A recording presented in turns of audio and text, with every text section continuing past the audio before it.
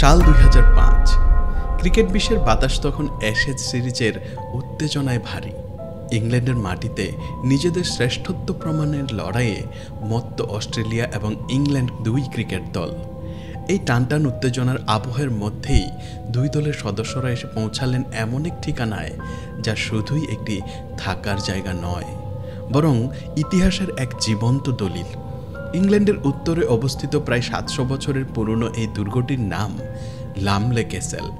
চতুর্দশ শতকে নির্মিত এই কথিত স্থাপত্য তার বিশাল পাথরের দেয়াল, উঁচু মিনার আর অন্ধকার করিডোরের ভাঁজে ভাঁজে লুকিয়ে রেখেছে অগণিত ভয়ের গল্প আর এক করুণ কিংবদন্তি। স্থানীয়দের কাছে এটি কেবল একটি ঐতিহাসিক স্থান নয়, বরং এক হাড় হিম করা ভয়ের উৎস। এই সফরের কথা শুনে দলের মধ্যে সবচেয়ে বেশি রোমাঞ্চিত হয়েছিলেন অস্ট্রেলিয়ান অলরাউন্ডার শেন ওয়াটসন। তার তরুণ মন সবসময়ই প্রাচীন দুর্গ, তার পেছনের অজানা গল্প আর রহস্যের প্রতি আকৃষ্ট হতো। যখন তিনি জানতে পারলেন যে তাদের এবারের ঠিকানা হতে চলেছে সেই কিংবদন্তির লামলে ক্যাসেল, তখন তার উত্তেজনা যেন বাঁধ মানছিল না। তিনি এটিকে সফরের একটি বিশেষ প্রাপ্তি হিসেবে দেখছিলেন, কিন্তু দলের সিনিয়র সদস্যরা তাকে কিছুটা সাবধান করে দিলেন। বললেন, ওয়াটসন, যতটা উচ্ছ্বসিত হচ্ছ হয়ো না। এই দুর্গের গল্প কোনো রূপকথা নয়, বরং এক নির্মম সত্যি যা রাতের ঘুম কেড়ে নিতে পারে। এই সতর্কবার্তা ওয়াটসনের কৌতূহলকে দমানোর বদলে যেন আরও কয়েক গুণ বাড়িয়ে দিল।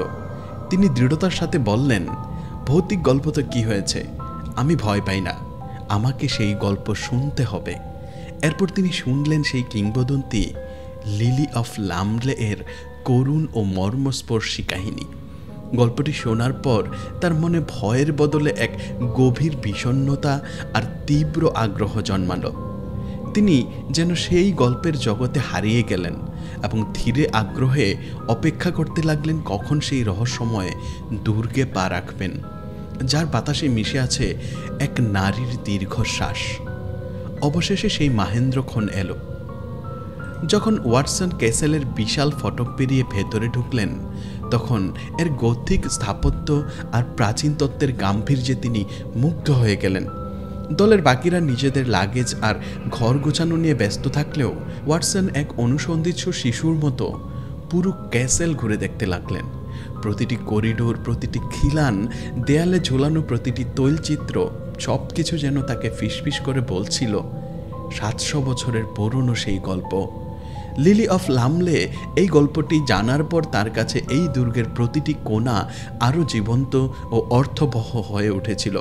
তার জন্য বরাদ্দকৃত ঘরের নম্বর ছিল ৪৩, কিন্তু সেই ঘরে প্রবেশ করার সাথে সাথেই তার সমস্ত উচ্ছ্বাস এক মুহূর্তে কর্পূরের মতো উবে গেল। ক্যাসেলের রাজকীয় পরিবেশের সাথে এই ঘরটি কোনো মিল ছিল না, বরং এক অদ্ভুত দমবন্ধ করা পরিবেশ আর এক ধরনের বিষণ্ণতা যেন তাকে চেপে ধরতে চাইল। এক অজানা নেতিবাচক অনুভূতি তার মনকে গ্রাস করল। প্রথম রাতেই শুরু হলো অস্বস্তিকর অবস্থা। ওয়াটসনের ভাষায়, মনে হচ্ছিল ঘরে আমি একা নই। সারা রাত অদ্ভুত শব্দে বারবার ঘুম ভেঙে যাচ্ছিল। কখনো মনে হতো কেউ যেন ঘরের বাইরে করিডোরে নিঃশব্দে হেঁটে বেড়াচ্ছে, আবার কখনো মনে হতো ঘরের ভেতরেই কোনো কিছুর অস্তিত্ব রয়েছে। একা একটি বিশাল ঘরে থেকেও তার নিজেকে একা মনে হচ্ছিল না, যা ছিল আরও বেশি ভয়ঙ্কর। পরের দিন রাতে দলের সাথে ডিনার সেরে ওয়াটসন নিজের ঘরে ফিরলেন। তিনি মনস্থির করলেন আজ রাতে কোনোভাবেই ঘুমের ব্যাঘাত ঘটতে দেবেন না। তাই ঘরের সমস্ত জানালার ভারী ভেলভেটের পর্দাগুলো টেনে দিয়ে আলো নিভিয়ে বিছানায় গেলেন।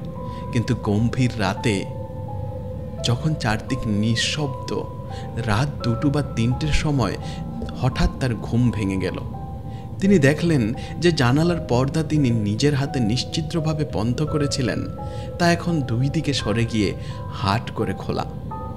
জানালার বাইরে থেকে চাঁদের ফ্যাকাশে আলো এসে পড়ছে ঘরের মেঝেতে। তার শির দ্বারা দিয়ে একটা হিমশীতল স্রোত বয়ে গেল। আমি তো স্পষ্ট মনে করতে পারছি পর্দাগুলো বন্ধ করেছিলাম, তাহলে এগুলো খুলল কিভাবে? তিনি দরজার দিকে তাকালেন, সেটি ভেতর থেকে লাগানো আছে। যদি ঘরে কেউ নাই এসে থাকে, তাহলে পর্দাটা সরালো কে? এসব ভাবতে ভাবতেই তার চোখ গেল জানালার দিকে। তিনি যা দেখলেন তাতে তার আত্মা কেঁপে উঠল। তিনি দেখলেন জানালার ওপাশে দাঁড়িয়ে একটি আবছা নারী মূর্তি ভেতরের দিকে তাকিয়ে আছে।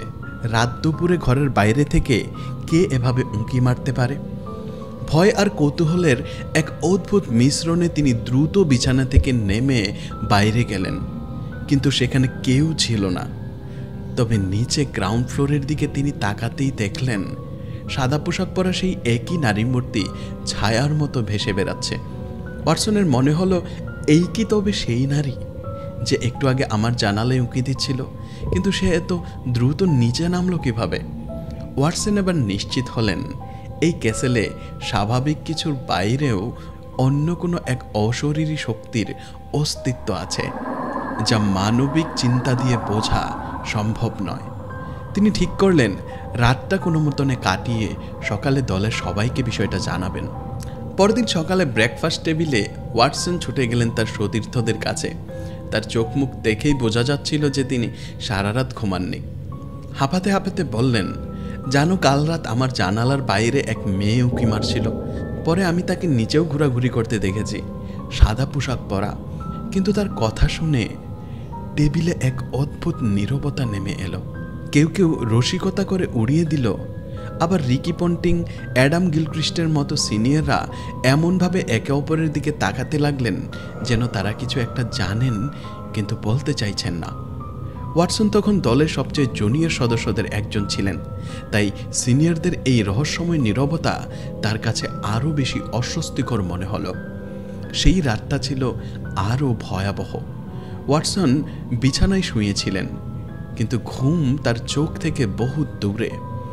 আগের রাতের ঘটনাগুলো সিনেমার মতো তার চোখের সামনে ভাসছিল। ঘণ্টাখানেক নির্ঘুম কাটানোর পর তিনি বাথরুমে যাওয়ার জন্য উঠলেন। যাওয়ার পর জানালা দিয়ে বাইরে তাকিয়ে নিশ্চিত হলেন আজ কেউ নেই। হয়তো আগের রাতের ঘটনাটা তার মনের ভুল ছিল। এই ভেবে নিজেকে আশ্বস্ত করে তিনি বাথরুমে ঢুকলেন, কিন্তু সেখান থেকে বের হয়ে তিনি দেখলেন তার সামনে ঘরের মাঝখানে দাঁড়িয়ে আছে সেই মেয়েটি। ওয়াটসন যেন জমে পাথর হয়ে গেলেন। সেই মুহূর্তে পুরো ক্যাসেলে কোনো নারী অতিথি ছিলেন না, অথচ এই মেয়েটি সেখানে দাঁড়িয়ে। তার পরনের পোশাক শত শত বছরের পুরনো। তার চোখ দুটো যেন গভীর শূন্যতায় ভরা, আর তার চাহনি এই জগতের নয়। ভয়ে ওয়াটসনের রক্ত হিম হয়ে গেল। সারা শরীর কাঁপতে শুরু করলো। মুখ দিয়ে কোনো শব্দ বেরোচ্ছিল না। এক মুহূর্তও দেরি না করে তিনি কোনো মতনে সেই ঘর থেকে বেরিয়ে দৌড় দিলেন তার সতীর্থ ও বন্ধু ব্র্যাডলির ঘরের দিকে। সেই রাতটা তিনি ব্র্যাডলির ঘরেই কাটালেন। এক মুহূর্তের জন্য দু চোখের পাতা এক করতে পারেননি। ততক্ষণে তিনি মর্মে মর্মে বুঝে গিয়েছিলেন যে ছায়ামূর্তিটিকে তিনি দেখছিলেন সে আর কেউ নয়, স্বয়ং লিলি অফ লামলে। কিংবদন্তি অনুযায়ী 700 বছর আগে 1400 শতাব্দীর আশেপাশে এই ক্যাসেলটি রাল্ফ লমলে নির্মাণ করেছিলেন এখানে ইংল্যান্ডে, এবং তার প্রথম স্ত্রীর নাম ছিল লিলি লামলে, যিনি এই বাড়িতে বসবাস করতেন। এবং তার বয়স তেমন বেশি কিছু ছিল না, এই কিছু 20 থেকে 22-এর মধ্যে হবে। কিন্তু তিনি বিয়ে করার পর ক্যাথলিক ধর্ম গ্রহণ করতে চাননি। সেই সময় ইংল্যান্ডে অনেক পাদ্রী ছিলেন যারা তাকে খুব বেশি চাপ দিচ্ছিলেন, লিলি তোমার ধর্ম পরিবর্তন করো, ধর্ম পরিবর্তন করো, ক্যাথলিক ধর্ম গ্রহণ করো। অনেক লোক বলছিল তোমার শান্তি হবে, তোমার জীবন অনেক ভালো হবে, কিন্তু তিনি এটি মানতে রাজি ছিলেন না। লিলি মানছিলেন না। তিনি শেষ পর্যন্ত তার সর্বোচ্চ চেষ্টা করেছিলেন সকল পাদ্রীদের বোঝানোর জন্য যে হ্যাঁ, আমি আমার ধর্ম পরিবর্তন করব, কিন্তু তিনি তা করেননি। তখনকার দিনের কঠিন নিয়ম অনুযায়ী এই কথা জানাজানি হওয়ার পর এক পাদ্রী এসে লিলির হত্যা করে সেই ঘরে, এবং তাকে টেনে নিয়ে গিয়ে সেই ক্যাসেলের একটি কূপের কাছে নিয়ে যায়, যেখানে নিয়ে তাকে কূপের ভেতরে ঠেলে দেয়। এবং পরে যখন তিনি পুরোপুরি মারা যান, তার মৃতদেহকে গোপন করে ফেলা হয়। এবং পরে যখন রাল্ফ লামলে ধর্মগ্রহণ করেন এবং তাকে নন হিসেবে পাঠিয়ে দেন, তখন তিনি কয়েক মাসের জন্য আর আসবেন না। যখন থেকে তার মৃত্যু হয়েছে, লিলির স্থানীয় লোকদের বলছে যে যারা এই ক্যাসেলে থাকেন তাদের মনে হয় না কেন রাতের বেলা কূপের ভেতর থেকে একটা আওয়াজ আসে, যেন কেউ কূপ থেকে বের হতে চাচ্ছে। কেবল কূপের বাইরে পুরো জল থাকে। এবং সেখান থেকে কিছুক্ষণ পর আমরা দেখতে পেতাম যে প্রাসাদে কিছু অদ্ভুত ঘটনা ঘটতে শুরু করেছিল। যেমন এখানে একটি মেয়েকে ভাসমান অবস্থায় দেখা যেত। তখনই না, আজকের সময়েও যে সেখানে ম্যানেজার আছেন তার কথা হচ্ছে যে আজও অনেক অতিথি আসে যারা আমাদের বলে যে রাতের বেলা আমাদের দরজা নিজে নিজে খুলে যায় এবং বাইরে থেকে কেউ একজন ঝাঁক দিয়ে চলে যায়। জানালার বাইরে থেকে কেউ একজন আসে এবং ভেতরে উঁকি দেয়, আমাদের ভালোভাবে দেখে এবং তারপর সেখান থেকে পালিয়ে যায়। মানে এইসব বিষয়গুলি এই ক্যাসেলকে খুবই ভয়ঙ্কর করে তোলে, কারণ সেই মেয়েটি যে কোনো কিছুই করতে পারে। এবং যদি কেউ হঠাৎ করে এমন কিছু দেখে তবে তার হৃদরোগও হতে পারে, কারণ এটি মানুষের প্রকৃতি যে যদি কোনো কিছু আপনার সামনে হঠাৎ করে বেরিয়ে আসে তবে আপনার হৃদরোগ হতে পারে। এবং আপনি জানেন যে শেন ওয়াটসন এখানে সবচেয়ে বেশি কেন অনুভব করছিলেন, কারণ তার রুম নাম্বার ছিল 43, যেখানে আসলে 700 বছর আগে লিলির হত্যা করা হয়েছিল। সেই ঘরেই তার হত্যা হয়েছিল। এবং যারা বাকি ক্রিকেট টিমের সদস্য ছিলেন তারা শেনের সাথে কথা বলছিলেন না, কারণ তারা বিস্তারিত কিছু জানতে চাননি, কারণ তারা জানতেন যে এটি স্পষ্ট যে শেনের সাথে এইসব ঘটনা ঘটতে হবে, কারণ তিনি হোটেল রুম নম্বর 43-এ ছিলেন। হোটেল রুম নম্বর 43, সবাই এর সম্পর্কে জানত। সবাই একে অপরকে এর জন্য দেখছিল, কারণ প্রত্যেকের সাথে এই ভুতুড়ে ঘটনা ঘটেছিল এবং হচ্ছে। তবে এই ক্যাসেলের ভৌতিক অভিজ্ঞতা সাক্ষী শুধু ওয়াটসন নন, ভারতের প্রাক্তন অধিনায়ক সৌরভ গাঙ্গুলিও একবার ইংল্যান্ডে সফরে এসে এই লামলে ক্যাসেলেই উঠেছিলেন। এক রাতে ঘুমের মধ্যে তিনি শুনতে পান তার বাথরুমের কল থেকে পানি পড়ার শব্দ হচ্ছে। তিনি উঠে গিয়ে কলটি বন্ধ করে দিয়ে আসেন, কিন্তু আধ ঘন্টা পর আবার সেই একই শব্দ। এবার পানির তোড় আরও বেশি। তিনি গিয়ে দেখলেন কলটি পুরোপুরি খুলে দেওয়া হয়েছে। ঘরের দরজা ভেতর থেকে বন্ধ। তাহলে কে এটা করতে পারে? এক অজানা ভয়ে তার বুক কেঁপে ওঠে এবং তিনি সেই রাতটা তার সতীর্থ রবি শাস্ত্রীর ঘরে গিয়ে কাটান। অনেক বছর পর এক সাক্ষাৎকারে শেন ওয়াটসন বলেছিলেন, হয়তো দুর্গে যাওয়ার আগে আমি লিলির গল্পে এতটাই মগ্ন ছিলাম যে আমার অবচেতন মন সেই ছায়া তৈরি করেছিল।